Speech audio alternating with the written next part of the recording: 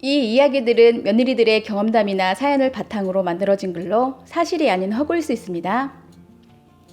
안녕하세요. 몇 달 전 시댁 삼총사가 저같이 인정머리 없는 여자랑은 하루도 살 수 없다고 차례대로 집을 나갔는데 무슨 개똥 같은 자존심들인지 아직도 밖에서 돈 한 푼 없이 잘도 버티고 있네요.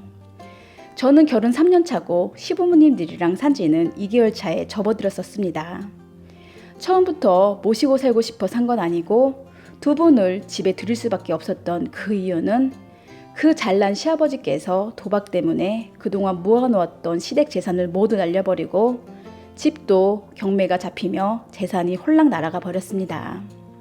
그래서 제가 그 독박을 쓰고 두 분을 모시고 살았었는데 며느리 자리란 게 참 더럽고 힘든 감투인 듯 합니다. 내 뜻대로 싫다고 무조건 내칠 수도 없었고 또 좋다고 다 가질 수도 없었으니 시댁 사람들이란 참 아이러니하게도 골치 아픈 존재인 것 같았습니다. 이렇게 갑자기 같이 살게 되니 부딪히는 게 참 많았고 거기에 또 제가 전업주부이다 보니 시부모님 두 분 오시고부턴 내 집에서 내 맘대로 할 수 있는 많은 것들이 제약이 되니 정신적으로나 눈으로 엄청 불쾌하고 역겨웠습니다. 저는 그래도 시댁 어른이라고 행동도 조심조심 말도 조심조심 하는데 시아버지란 작자는 저희 집에 온 첫날부터 우통은 홀랑 벗어 던져버리고 아래는 헐렁한 삼각 팬티 하나만 입고 하루 종일 집안을 활보하시네요. 이건 진짜 누가 봐도 아닌 것 같아 시아버지께 보기 민망하니 옷 좀 제대로 입어주세요 라고 부탁했습니다. 그런데 그분 하시는 말씀이 뭔지 아시나요? 너 나를 남자로 보는 거냐? 이 소리였습니다. 시아버지 외모는 가운데 머리카락이 홀랑 벗겨져 소갈머리도 없고 키도 저보다 작아 어린 봐도 160도 안 되는 난쟁이 똥자루이십니다. 땅따뷰 같은 작은 키에 얼굴이 잘생기기를 해? 젊기를 해? 살만 잔뜩 쪄서 더럽게 누가 누구에게 어떤 매력을 느낀단 말입니까? 그리고 외모도 외모지만 제일 치명적으로 더 매력이 없는 건 저 나이 먹고 도박으로 재산 다 털어먹고 아들 집에 맨몸으로 와서 거지처럼 비비고 산다는 겁니다. 있는 건 은행빚이 잔뜩 있어 연체료가 많고 그 잘난 자존심과 뻔뻔함이 하늘을 찌르는 겁니다. 아, 또 있는 거 효자 아들도 있네요. 저 먼저 말씀드리는 거지만 시아버지 아무것도 없이 저희 집에 오셨어도 처음부터 미워하지 않았습니다. 시어머니는 그래도 양심은 있으셔서 이렇게 늘어온 걸 미안해 하시며 집안 살림도 잘 도와주셨고 저 불편할까봐 있는 듯 없는 듯 하시며 배려도 많이 해주셨습니다. 그리고 남편은 저랑 금술도 좋고 사이가 좋았지만 두 분이 오시고부터는 언성눕혀 싸우는 일도 점점 많아지게 되면서 의지할 곳 없는 제 시집살이는 그때부터 시작이 되었습니다. 시아버지는 뭔 뻔뻔함과 자신감으로 툭하면 반찬투정을 하셨습니다. 생활비 한 푼 안 내고 얹혀 사는 주제에 주는 밥이나 처먹고 얌전히 계시면 좋으련만 저 들으라는 듯이 시어머니만 엄청 잡으시네요. 저한테는 직접 뭐라 못하시고 매번 시어머니한테 도대체 며느리 교육을 어찌 시켰길래 시애비 밥상에 아침에 올랐던 북엇대가리 국물이 점심에도 또 올라와? 나 식성 까다로운 거 몰라? 정, 내가 굶는 거 보고 싶지 않음? 저녁에 소갈비라도 해놔. 그거라도 먹게. 이 지랄을 떠시네요. 지금 빚더미에 앉아 한 푼이 아쉬운 마당에 무슨 소갈비 타령인지 너무 한심했습니다. 또 모든 돈 관리는 진작부터 본인이 다 가지고 흔들면서 시어머니께 고기 살 돈이 어디 있나요? 돼지갈비도 아니고 또 꼴에 입은 고구만 찾으시는데 결국은 저보고 다 사오라는 소리였겠죠. 처음엔 저도 뭣도 모르고 드시고 싶은 거 다 사드렸었습니다. 하루 종일 거실에 앉아 홈쇼핑을 보며 애미야, 저 간장게장 좀 결제해봐라. 애미야, 저 제주도 오메기떡 좀 결제해봐라. 애미야, 저 전복 좀 결제해봐라. 이렇게 하루에도 10번은 애미야를 외치며 뭘 사달라는데 정말 애미야 소리만 들어도 소름이 확 끼치더라고요. 하루는 제가 아버님께 이젠 사달라는 거 다 못 사드리니 정 사드시고 싶으면 아버님이 직접 결제하시거나 좀 참았다가 돈 생기면 그때 사세요 했습니다. 그랬더니 본인 돈 없는 거 뻔히 알면서 자존심 상하게 돈 내라 했다고 시어머니께 온갖 지랄을 떠셨는데 하여튼 결론은 안 사준다고 오만 성질을 다 내더라고요. 그리고 같이 산 지 2달이 좀 지나니까 시아버지랑 저랑은 어느 순간부터 왼수가 되니 사달라고 안 하시더라고요. 왜냐, 제가 말을 시켜도 말을 전혀 안 하고 쌩깠거든요. 말만 섞으면 뭐 먹고 싶다, 저거 사와라, 이거 사달라. 쓸모없는 놈이 쓸데없는 자존심만 부리며 돈 쓸 궁리만 하고 있더라고요. 일이 생긴 건 저희 친정이 돈 걱정 없이 평범하게 사십니다. 시아버지가 그걸 아시고 저 몰래 친정아버지한테 돈 1,000만 원을 급한 일이 있다고 빌리셨더라고요. 그래서 아들 부부한테 면목이 없으니 그 돈으로 이자나 갚으셨나 했더니 그것도 아니고 출처를 끝까지 안 밝히시는 겁니다. 지금 시아버지 능력이 없으니 저희 남편이 본인 월급에서 시아버지 대출 이자만 한 달 80만 원씩이나 갚아가고 있는데 집에서 하루 종일 나가지도 않고 쳐놀기만 하시는 시아버지가 그 큰 돈을 어디에 썼는지 무척이나 의심스럽기만 했습니다. 남한테 빌렸으면 저 그 정도까지 신경 안 썼습니다.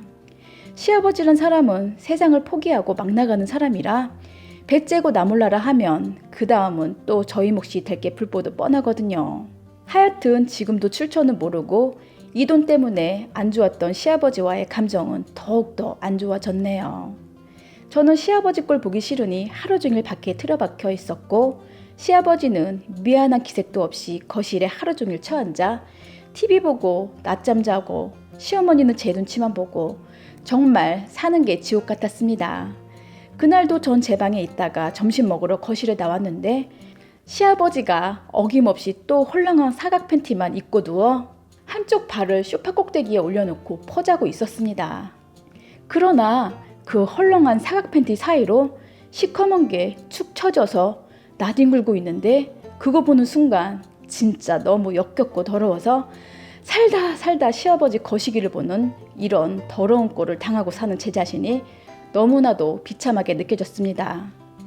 그 자리에서 회사가 있는 남편에게 전화해 당장 이리고 뭐고 다 때려치우고 들어오라 소리 질렀습니다. 제가 지르는 소리에 시어머니가 놀라서 나오시더니 본인 남편 꼴을 보고 깜짝 놀라며 며느리가 보고 있으니 다리 좀 오므리라니까 시아버지가 하는 말이 내가 왜? 이러면서 그냥 그제대로 가만히 즐기고 있더라고요. 그래서 제가 추하고 더럽게 뭐하는 짓이냐 했더니 아무렇지도 않게 내가 뭘? 너 하던 거 해라 이러십니다. 시어머니가 팬티 안에 거식이 다 보이니 제발 다리 좀 오므리라며 며느리한테 창피하지도 않냐 하니까 시아버지는 안 보면 될 걸 왜 쳐다봐서 일난 일을 만들어 하시네요. 누가 그 더러운 걸 보고 싶어서 봤겠습니까? 제가 방에서 나오자마자 바로 앞에 저 더러운 걸로 하고 있어서 보고 싶지 않아도 보였으니 어쩔 수 없이 봤죠.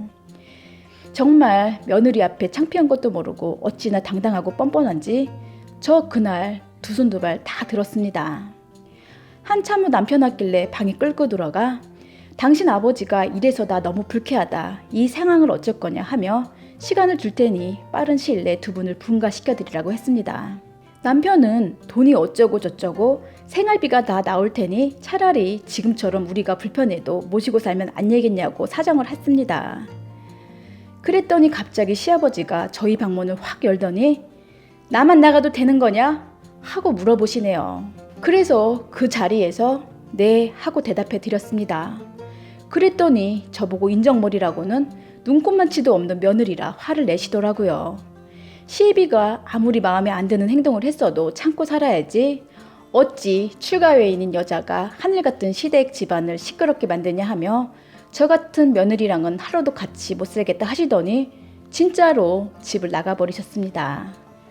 그랬더니 몇 시간 후 시어머니도 시아버지 전화 받고 짐 싸 나가시고 저희 남편도 며칠 시무룩하게 앉아있더니 우리 부모님과 진짜 같이 사는 건 안 되겠어? 좀 참아주면 안 돼? 이리 헛소리를 하길래 난 더 이상은 참을 수 없을 뿐더러 정 모시고 살고 싶으면 셋이 나가서 오순도순 살라고 양보했더니 진짜로 그 다음날 남편은 불쌍한 분이 부모 버릴 수 없다. 나라도 모시고 살아야겠다 하더니 집을 나가버리고 안 들어오더라고요.